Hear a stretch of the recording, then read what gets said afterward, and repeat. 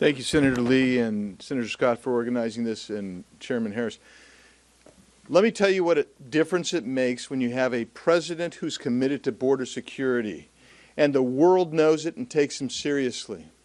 When I was recently on the border, $5,000 per person was the going rate to come across. You know what it is now? It's in excess of $10,000. Why is that? Because we are going to secure the border. Why is it that the Philippine ambassador to the United States has warned Filipino illegal aliens to repatriate to the Philippines? Because he knows we're serious. That's what we're talking about, and we're going through this process. It's a Byzantine process, this budget reconciliation process. But the first thing that we have to do, which is consistent with President Trump's mandate from the American people, because it's our mandate as well, is to make sure we do secure the border. So when we talk about sanctuary cities, what does that mean for sanctuary cities? It means they need to come on board. Because if their law enforcement is arresting someone who's a criminal illegal alien, then that alien is actually safer in the jail. That community is safer, and the ICE agents or the federal police agents are safer.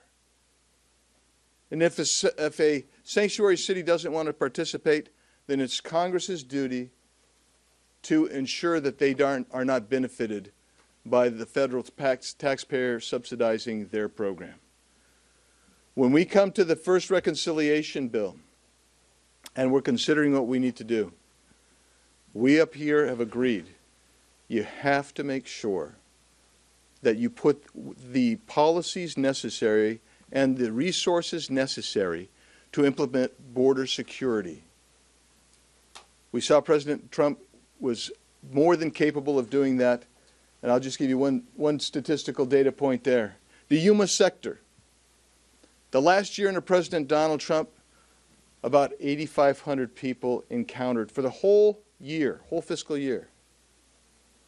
You know what it was under this administration? They had weekends, they had days with more than 8,500 people encountered. This administration has brought in record numbers of illegal aliens. And the American people said in November, on November 5th, they said, no more. And we have colleagues across the aisle who don't believe it. We have colleagues in our own party who don't believe that that's the mandate.